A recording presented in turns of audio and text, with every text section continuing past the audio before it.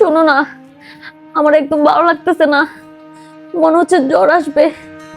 এক কাম করো, ঘুমায় যাও, ঘুমায় গেলে সব ঠিক হয়ে যাবে।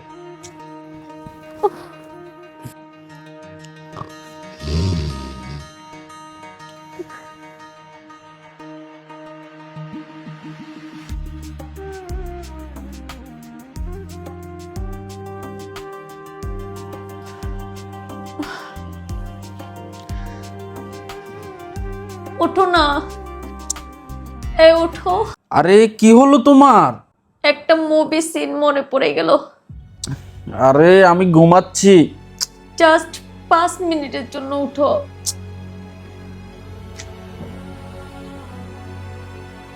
বলো। মুভিতে না একটা ছেলে আর একটা মেয়ে দুইজন দুজনকে অনেক ভালোবাসতো। তারপর ওদের বিয়ে হওয়ার কথা ছিল।